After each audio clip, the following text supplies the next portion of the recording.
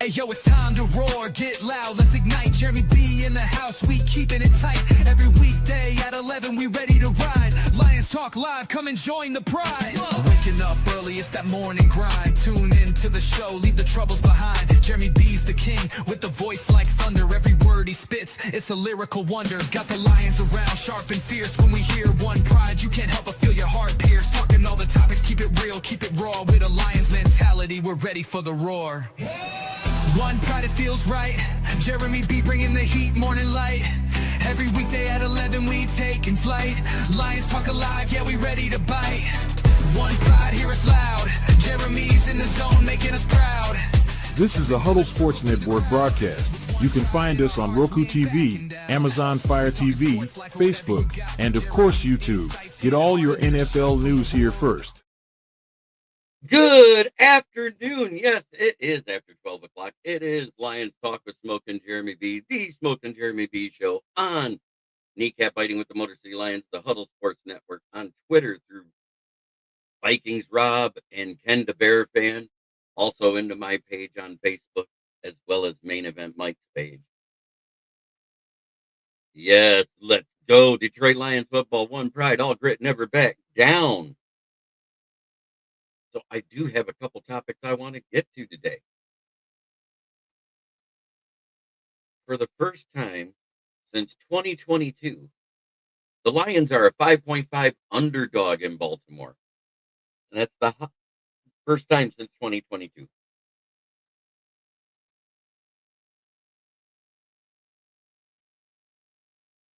I'm thinking either Derek Barnes or Grant Stewart, because both of them are fast enough, and it depends on how the line set up. Look at where Mark Andrews lines up, because he's the one that stays on the line, the better blocker. And whichever side he's on, that's the side that Lamar will roll out to 90% of the time. And I think whatever spy on that outside linebacker is the one that should be doing it. But 5.5 underdogs. How do you guys feel about that? I don't think it's going to be that big of a margin. I think whoever wins it's by a field goal. And I'm hoping it's the Lions. 100%. I'm not saying it will be. This is going to be our toughest test so far. I think they're a tougher team than the Packers.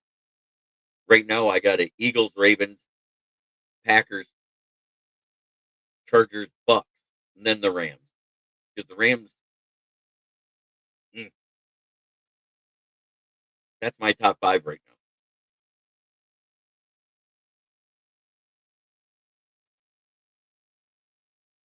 And I still have the Lions in the top 10 for power rankings. I don't know if they are to anyone else, but I feel they are because of that bounce back and the way they put a beat down.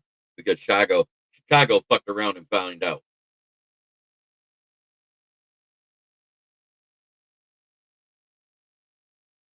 We need to be ready, stay focused, play hard on both sides of the ball, and have fun doing it. We need to play our A-B game. Yep, 100%.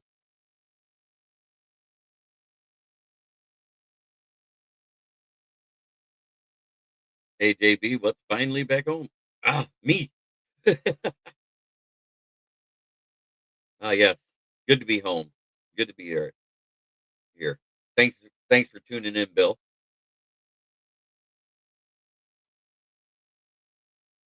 Jonathan Villman is getting butchered for getting Brian Branch's name wrong 3 times. Once even after the break in the action called him Dion Branch, former Patriots player. What is wrong with announcers these days? Do they not do their homework? Do they not pay attention?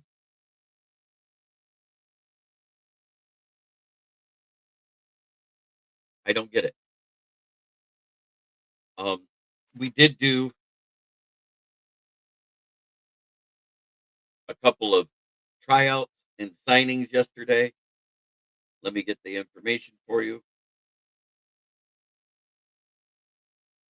We hosted the following players for workouts today: Andrew Armstrong, quarterback Jason Bean, tight end Nick Muse, and tight end Giovanni Ricci.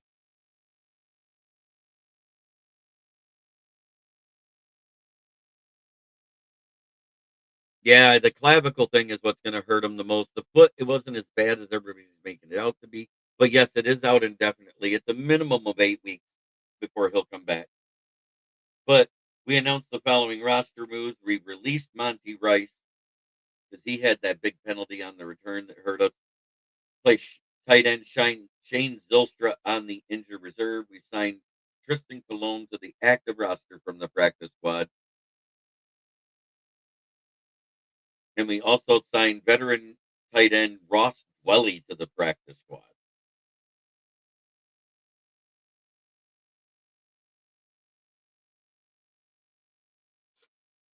It may be hard. I think they're going to put bodies on him. The last time we played, they had J.K. Dobbins and Gus Hill, was it? Is that his name? I can't remember his last name. And those guys were supposed to be really good. And we held the Ravens. This is back in 2021 when we had a dog shit roster. We held them to 17 points. Now, granted, that's because Hollywood Brown did his best impression of Eric Ebron, dropping 4 clear passes that would have been touchdowns, 2 in the end zone. But we held Lamar to 39 yards rushing. We held both of them combined to under 50 yards as well. I think they had 102 yards rushing total that game, if I remember right. It was a long time ago. But it took 27 yards or 29 yards by Lamar to get there. It wasn't because the running backs were running all over us. Even then, we were a decent running defense. We couldn't stop the pass because we had Jeff Okuda as our one. Because Emmanuel Mosley, he went down faster than a girl on Navy payday. I do the call it like I see it thing.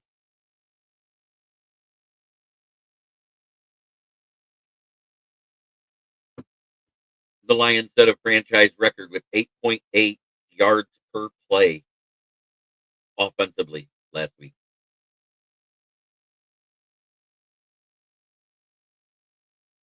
Pretty impressive.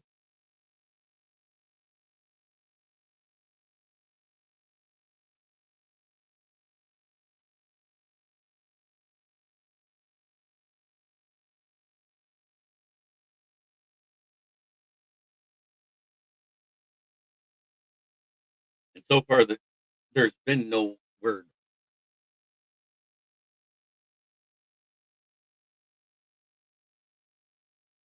Yeah, they signed Jadeveon Clowney over the weekend. They did that right after the game on Sunday because, lo and behold, hear me out here. Wouldn't it be amazing if they had a great pass rusher on the team to go with the rushing defense that looked better? Oh, wait, they did. They traded him away. So now they got to go to bum ass Jadeveon Clowney and whatever scraps they can find.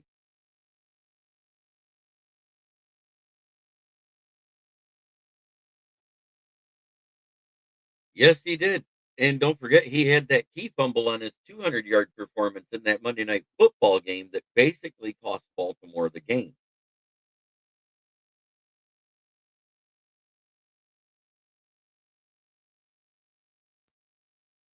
I haven't seen any word on Davenport yet. I'm going to check that right now, see what else is there.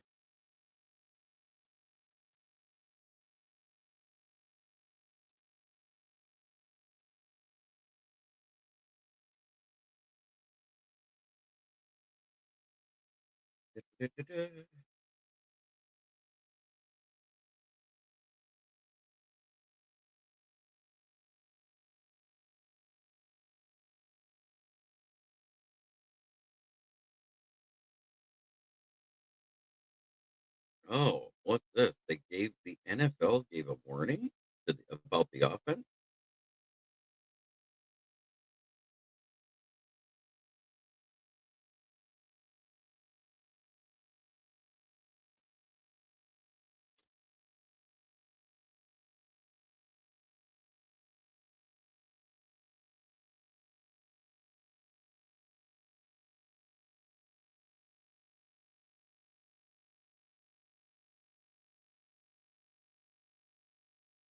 Oh, it's a warning from a beat writer. I'll take that with a grain of salt. Oh, wait.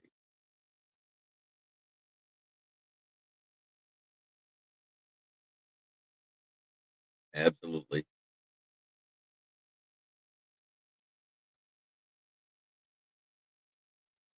Yeah, defensively, I think they give a good game, but offensively, the Packers have more even without Jaden Reed there.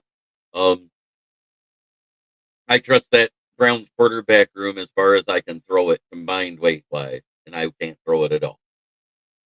I can barely throw my weight around, and I only weigh 228.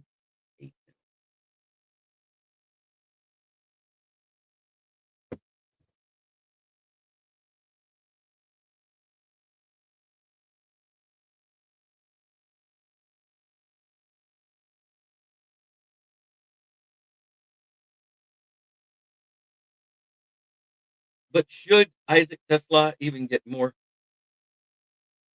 Bounty isn't nothing special if he wouldn't be so well drafted. It's true. He'd still be in Washington if he was the player they wanted when they drafted him. He went from Washington to 40 Winers to the Saints and now the Cowboys.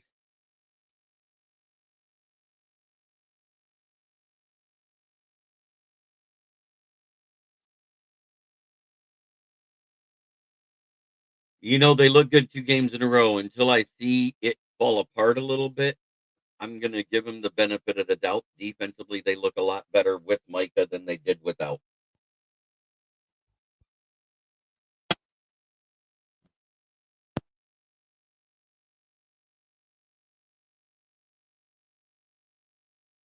Excuse me.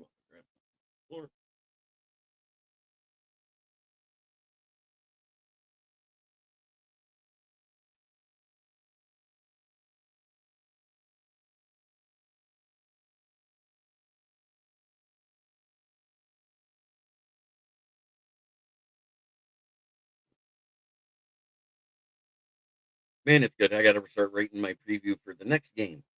This game coming up, Baltimore and Ravens. I hope everybody that is on Facebook has seen that I posted both the game preview and the review already on my profile and to many of the Lions pages I'm a part of.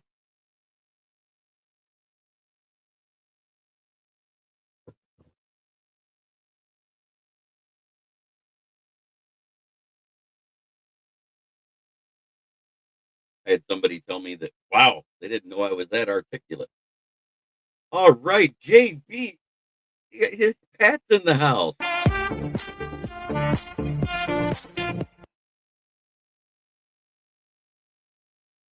going to switch where that's plugged in because I don't like how low it is. I want to see if it sounds better in the other one. Let's try that. Much better, much louder. I can hear it. Well, mine will say the Bengals are all done this season because they have no Joe Burrow for 3 months, and that O line does look atrocious. I think they were lucky that Jake Browning was able to complete that pass to win the game.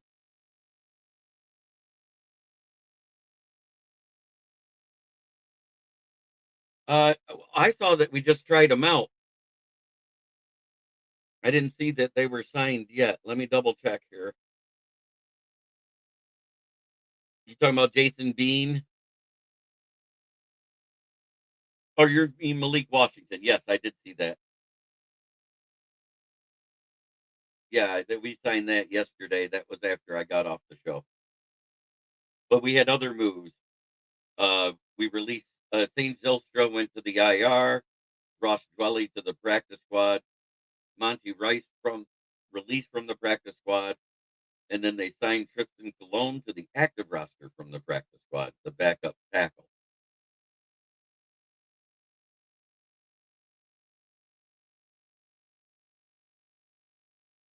Right, they could be.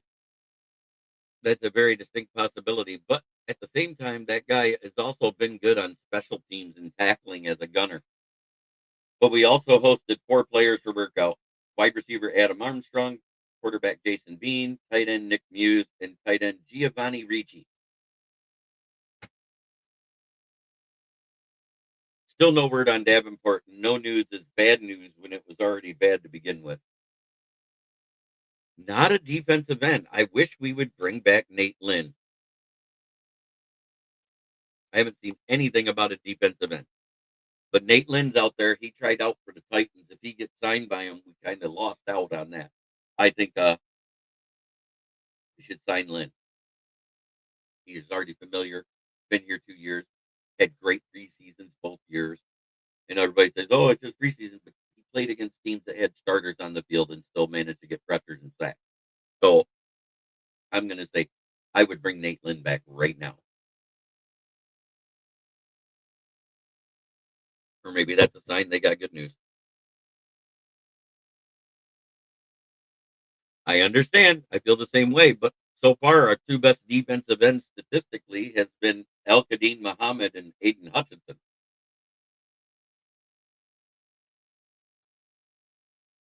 And I think they're banking on the fact that next week or the week after, Hassanin will be back.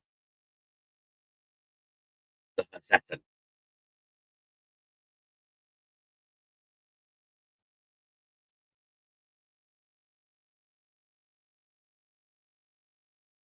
I know what we need. And I know how we feel, but for some reason, they like rotating those smaller defensive tackles out the defensive end. We may see more Pat O'Connor out there. We may see more Mekhi Wingo because we still got Ray Lopez as a backup.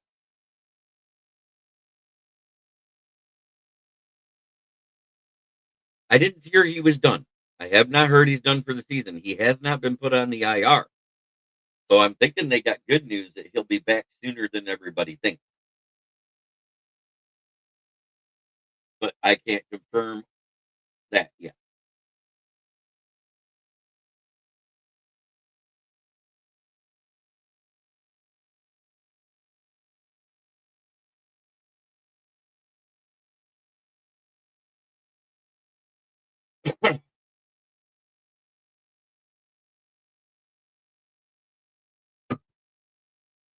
Now, one thing I was right on, DJ Watt, Trey Hendrickson, and all those other ones, other than Micah Parsons, did not get moved. The one that was crazy is the one that said he wanted to play for Dallas and everything else.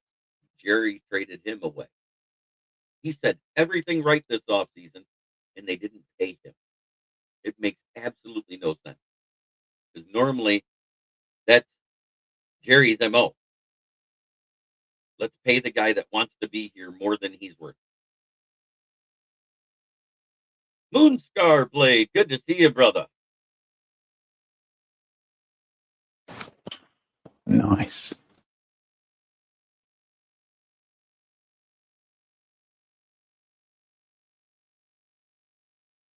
So if I see any breaking news, I definitely will make that up. Make sure you go out on Facebook, Twitter, or wherever you're at and hit the like button. It helps the shows.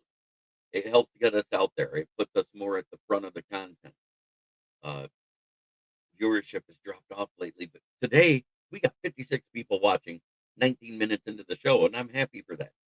That's between Twitter, Facebook, YouTube combined.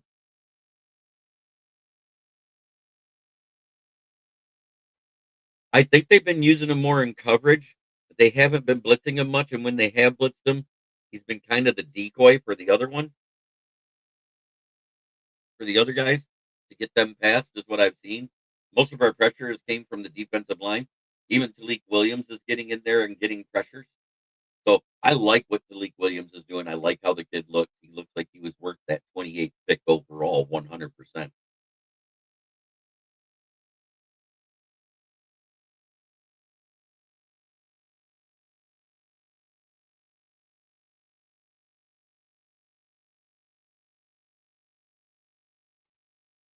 Thank you, Pat. Appreciate it. That's on whatever platform you're on, whether you're on Twitter, Facebook, YouTube, any one of those three, you can put the thumbs up in. The good news is I had this set up last night, and I added topics this morning by what I saw. Because hey, I would rather try than not.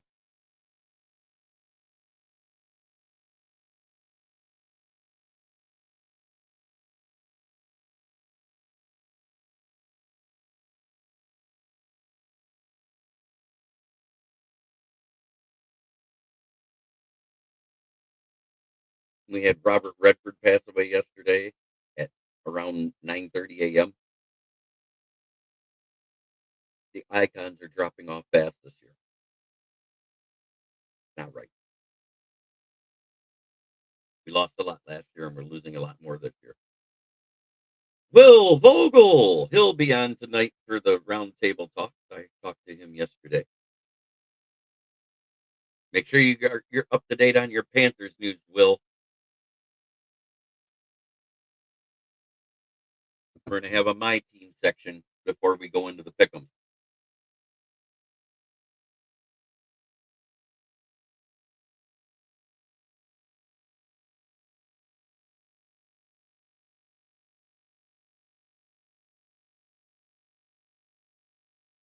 Did you guys watch the wrote the news yesterday? Cool. Did you guys watch the Jimmy Fallon episode with with Michael Keegan Peele and Aiden Hutchinson on there? It was pretty great. Jimmy even wrote a song about Detroit, sort of, just a play along song with the crowd. Thank you, Dave Eastman, for the like on Facebook. Appreciate you. Eagle Mike and Key. Sorry, that's the deal. But he totally missed up Livernois, DeQuinder, and Grashit. It was great.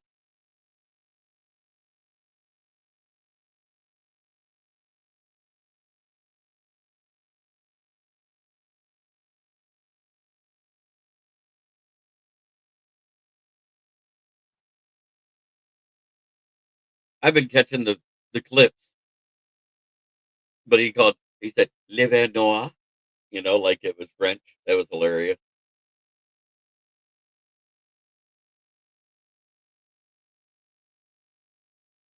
Yeah, I know. I've said that too. But for right now, it makes them a better team.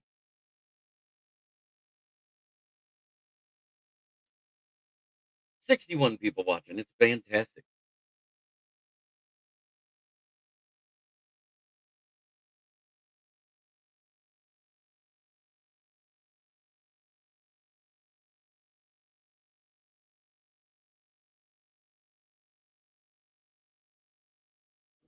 Oh, pardon me.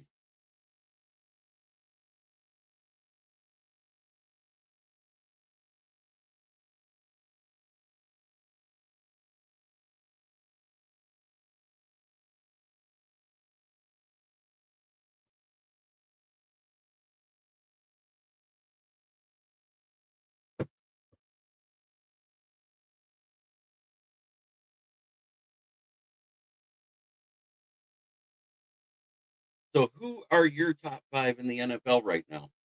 I can't put Lions there because we're 1-1. Who are your top 5 in your power rankings personally?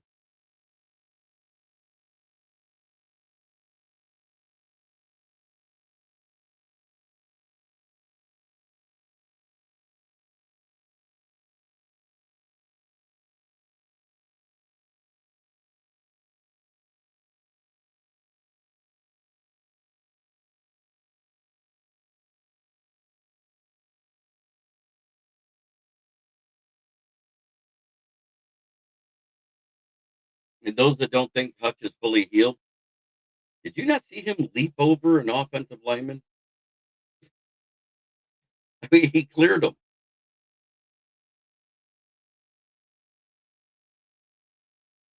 Pretty freaking amazing, if you ask me.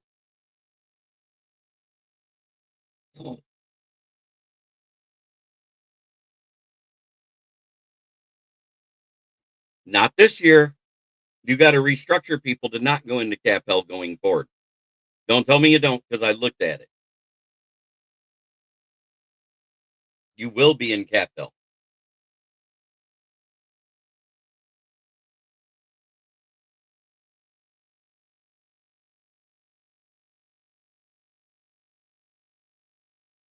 I've talked about this with you, Steve, and I know.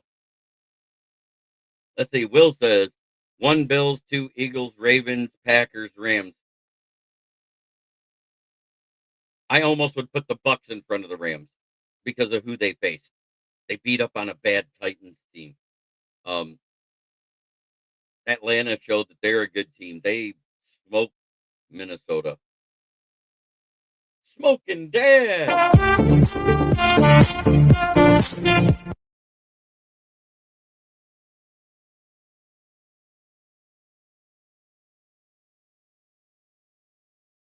And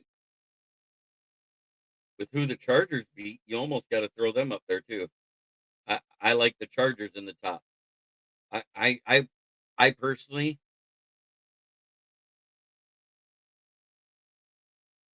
I would have it Eagles 1, Ravens, Bills 2. Ra- no, I wouldn't even have the Ravens in my top 5. Excuse me. They're 1-1. They're not 2-0. They lost to the Bills, right? Eagles, Bills, Packers, Chargers, Bucks, in that order right now.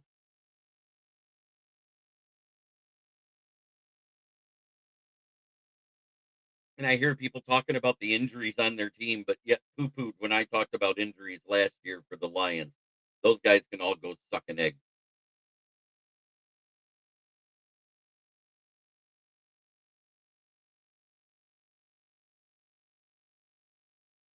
Yeah, Ibuka's great. I got him in my slot in my flex on one of my teams.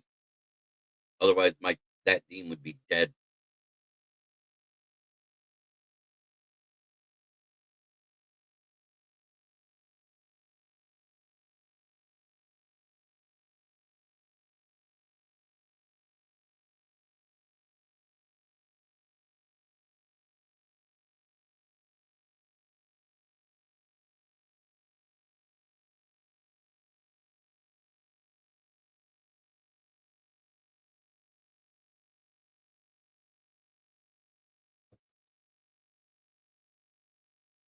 Oh, that came from Woody Buck.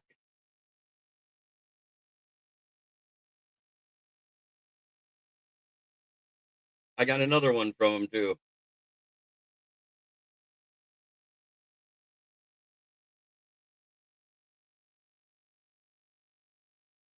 I like this one. It looks like me.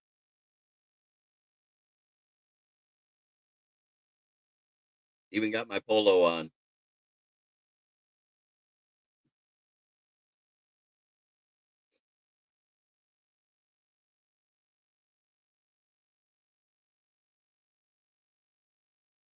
64 people watching halfway in. All the news is caught up. I've got nothing coming out new yet.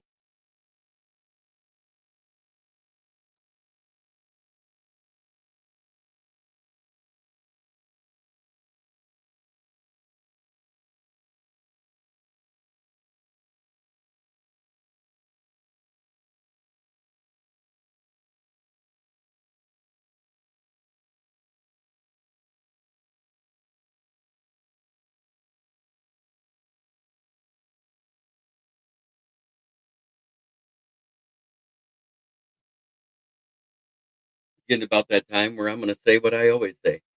Try every day to be a better person than you were the day before. That's the only way to make the world a better place. It starts right here. Much love to everybody in the chat, regardless of the team you follow. Bill T's Patriots. Steve is the Packers. But it's time for me to get back to what we do.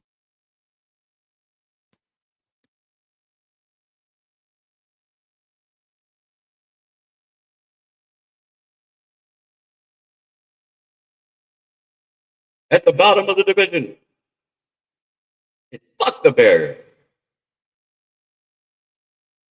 Now in third place after a brutal loss, it's their skull fuck.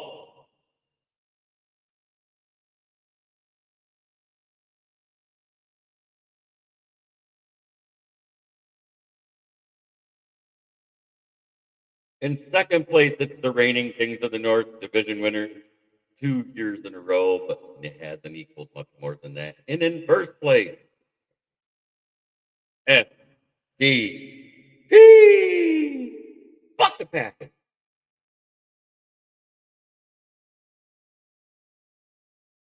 Try every day to be a better person than you were the day before. That's the only way to make the world a better place. It starts right here.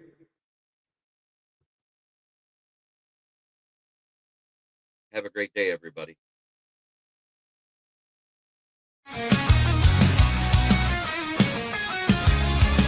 Turn it up, it's that time again. Jeremy B. Lyons, he's your best friend. Every weekday, Evan, you know the vibe. He's shouting one ride with that rocket drive. Rolling up the scene, light up that fire. Jeremy's in the booth, taking us higher. With a grin and a laugh, he's got the crowd in a blaze. Smoking out the haters in a rock star haze. The stories that inspire and riffs that will ignite. When one pride echoes, everything feels right. Jeremy B. live every day at 11. Yelling one B ride like we're in rock heaven. This is a Huddle Sports Network broadcast. You can find us on Roku TV, Amazon Fire TV, Facebook, and of course YouTube. Get all your NFL news here first.